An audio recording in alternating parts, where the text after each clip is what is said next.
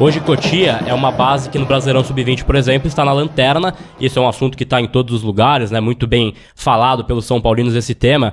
E eu queria, assim, em 2 pontos para você. Eu sempre vou lembrar de uma entrevista que o Michael Bale, auxiliar do Rogério em 17, dizia que Cotia, se o São Paulo trabalhasse bem em Cotia, nunca mais compraria jogadores no mercado, que teria todas as soluções em casa. Ainda o São Paulo hoje precisa contratar jogadores para reserva, como é o caso do Sabino, do André Anderson, né, do William, caras que chegam em um status inicial de reserva. Para você, né, que está hoje no futebol profissional do São Paulo, é um legado dessa não continuidade da base, de assim, não conseguir hoje ser esse grande expoente de jogadores. E um segundo tema, dentro do seu cargo, que é conselheiro abnegado dentro do futebol profissional. Hoje a base tem conselheiros também que são adjuntos, né? O Schwartzman, o próprio Moreto.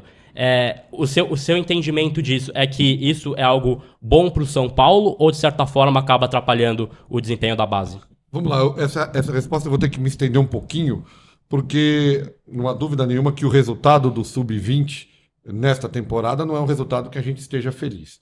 Mas o nosso principal objetivo, desde que assumimos, a primeira mudança que o presidente Júlio fez, hoje a base está dentro do guarda-chuva do futebol profissional. Ou seja, eu sou o diretor do futebol profissional, mas também sou o diretor do futebol de base e também sou o diretor do futebol feminino, e aí há adjuntos e mais os executivos que trabalham nos departamentos. Veja, hoje o nosso elenco tem 44% dos jogadores oriundos da base. Nós temos 36 atletas no time profissional, sendo 16 oriundos da base. Desses 16, 6 atletas têm idade sub-20. Ou seja, tem 6 atletas lá, que hoje compõem o elenco profissional, que se não estivessem lá, estariam no time sub-20, né? Eu vou tentar lembrar todos de cabeça, mas o Leandro, o goleiro, o Moreira, o Negruti, Rodriguinho, Henrique e William. Todos esses têm idade sub-20. Esses 6 jogadores, se estivessem jogando o campeonato sub-20, eu não tenho nenhuma dúvida que a gente teria uma posição melhor. São jogadores importantes para o sub-20.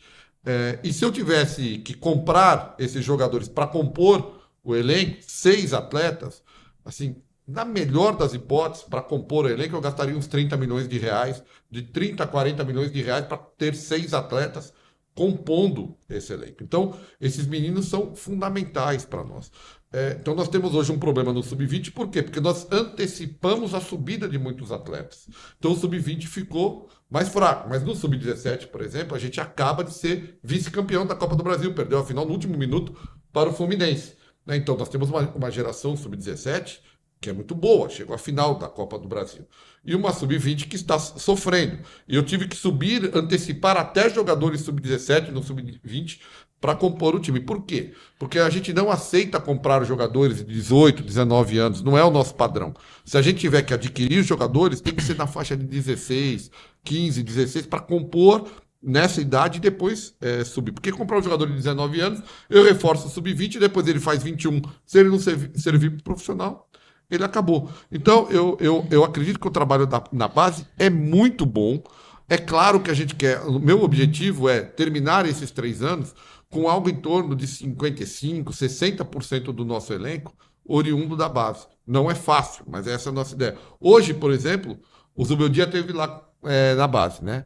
E ele assistiu os treinamentos. Foi um treinamento entre o Sub-20 e o Sub-17. Terminou até 3-2 para o Sub-20.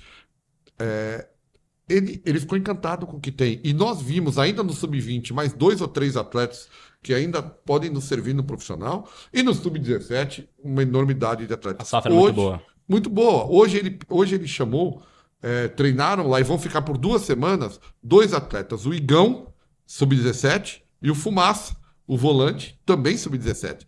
Ambos vão ficar por 2 semanas lá para observação do Zubeldia. Então, eu acho que o trabalho está muito bom, o resultado é muito positivo.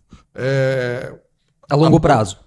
Já pensando a longo prazo. Sim, já pensando a longo prazo e a curto prazo, né? Porque se você pegar que nós temos nesse elenco essa quantidade, 16 atletas, 6 com idade sub-20, os atletas que nós vendemos desde que nós entramos, Brenner, base, Sara, base, Beraldo, base, Natan, base, Marquinhos, base. Ou seja, veja quantos nós já vendemos que saíram, e o Luizão, que não renovou conosco, e o Vitinho também. Sim. São atletas que saíram, mas todos oriundos da base. E eu acredito, isso é o que eu acredito, e aí eu não estou personificando, né? Eu acho que é fundamental para o São Paulo que tenhamos diretores institucionais no futebol e na base. Isso não estou dizendo que seja eu, pode ser qualquer um que tenha um entendimento do negócio futebol e de gestão. Você tem que entender de gestão e do negócio futebol. Por que eu digo isso?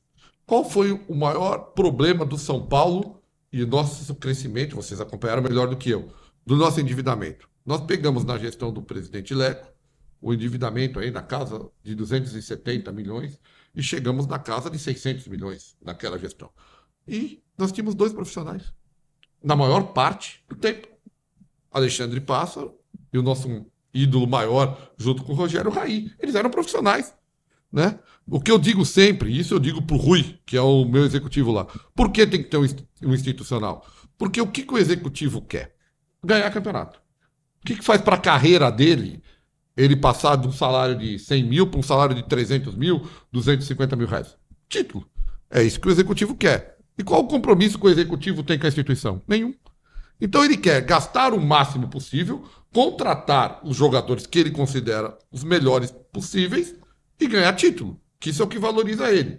Mas se ele não ganha, ou mesmo se ele ganha, ele vai embora, porque ele recebe uma proposta de um outro time e vai embora. E aí?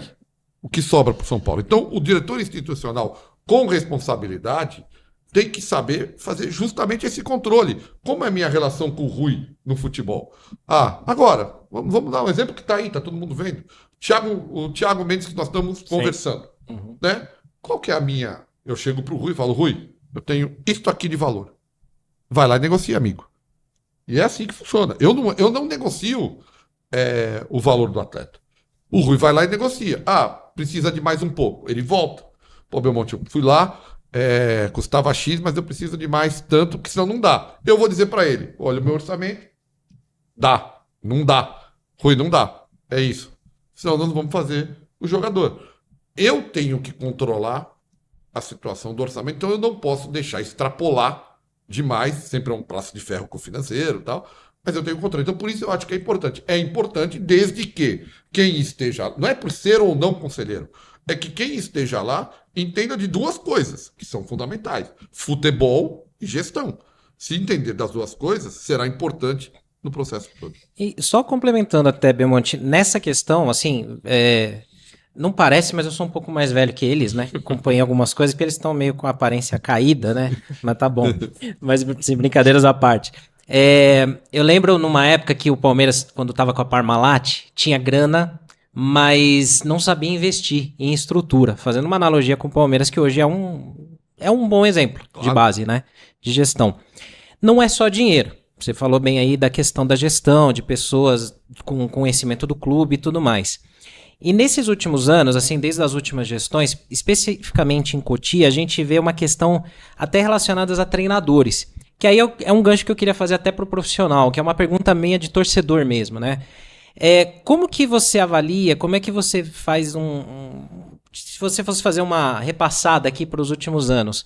Na base a gente teve algumas apostas que hoje, claro, é fácil falar, tipo engenheiro de obra pronta, né? Mas algumas apostas que não deram certo. Por exemplo, o Alex tem o seu legado positivo, né? Mas talvez o resultado em campo não tanto. Belletti, em outro momento na base. No profissional a gente teve 3 treinadores que saíram depois de um ciclo não encerrado tão bem, né? Ou foram demitidos ou pediram para sair. E um que foi para a seleção, que é o Dorival, né? Como que, olhando essa primeira gestão da gestão Casares e esse começo de segunda gestão, como que você faz uma avaliação desse trabalho de critério de escolha de treinadores, tanto de base como de profissional? E o que você acha que deu errado? Por exemplo, que quando a gente fala de base, não é só resultado, é a longo e médio prazo, como disse o Chacon. Qual a avaliação que você faz assim desse entendimento? Putz, isso não deu certo, isso aqui a gente aprendeu para não repetir. Vamos começar com a base. Primeiro que o nosso principal objetivo na base, e isso ficou claro desde o início da nossa gestão, é formar jogadores, Sim. Não é conquistar títulos. Por quê? Porque nós tivemos outras fases em Cotia que o fundamental era ganhar títulos. Uhum. E aí os jogadores não subiam. Então ficavam todos lá o time ficava forte no sub-20, ganhava os títulos do sub-20, e aí você olhava para o profissional, não tinha ninguém. Né? O São Paulo foi campeão, por exemplo, sub-23, campeão brasileiro, sub-23. Sabe quantos jogadores o São Paulo aproveitou? Nenhum. No final do aspirantes, né? Zero. Não tivemos nenhum atleta, tanto que depois terminamos com o sub-23. A gente teve um time sub-23 campeão brasileiro e nenhum atleta serviu para o time profissional. Com relação aos treinadores, vamos falar primeiro da base. Eu acho que nós tivemos um grande acerto.